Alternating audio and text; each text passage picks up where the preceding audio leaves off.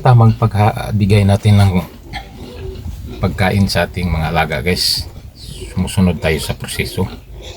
Galing sa paghiwalay sa kanyang inahin, ang biik natin, pinakakain natin ng 300 to 500 kilograms sa isang biik. Hati-hatiin lang natin kung ikatlo natin pakainin sa ikatlong araw. Divide lang natin ng ikatlo ang 5 kilograms na feeds. At pagkatapos hanggang 20 days siya pagkakain natin, guys, ng pre-starter.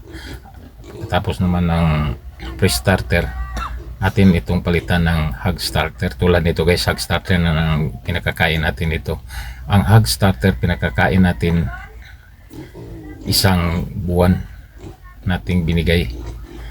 Isang buwan nating pagkakainin at tag 1 kilo ang bawat baboy natin, guys. Isang baboy natin, 1 kilo ang ipakakain natin sa isang araw sa hog starter.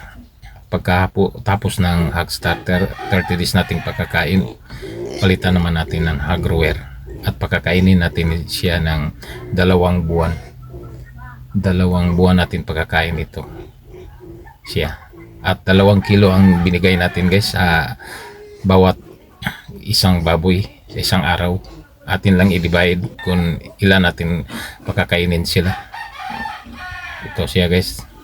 Silong 3 agroyer ng kinakakain nito. 6 kilos ang ubos nila sa isang araw kasi nga tag 2 kilo ang bawat isa. Ito ang tamang proseso sa pagpapakain sa mga alaga, guys. At pagka tapos ng 60 days natin pagkakain ng hog grower, palitan na natin ng hog finisher. Ang hog finisher hanggang na ito sa pagbinta natin siya. Ito na ang tamang proseso, guys.